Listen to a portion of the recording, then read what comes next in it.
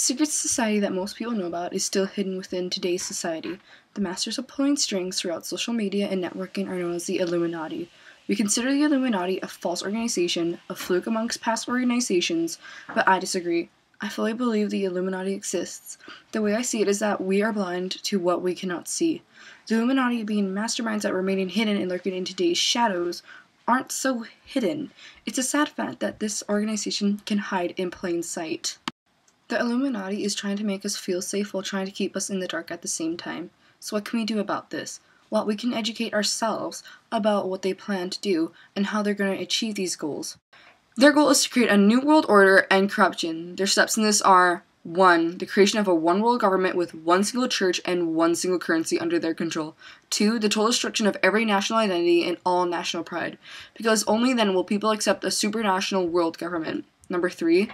The establishment of thought control techniques with the goal of creating human robots who use external impulses and direction to function.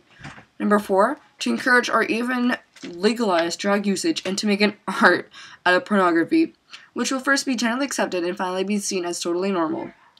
5. The suppression of all scientific development except that which serves the purposes of the Illuminati. 6. To rule out the premature death of 3 billion people by the year 2050. 7. To weaken the people's moral and further demoralize the working class through large-scale unemployment and therefore push them into drug or alcoholic addiction. The youth should be encouraged to rebel against the status, which also leads to the weakening dissolution of the family through drugs and aggressive music. 8. To stop people from determining their own fate. 9. To introduce new cults and support the existing ones.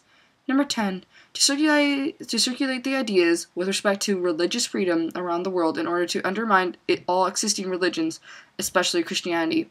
The process has already begun with the so-called theology of liberation. 11. To provoke the collapse of world economy and thus create a total political chaos.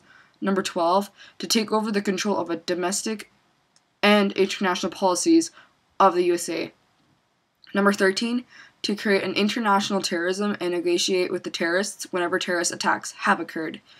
14. To take control of the education system in the USA with the goal of completely destroying it.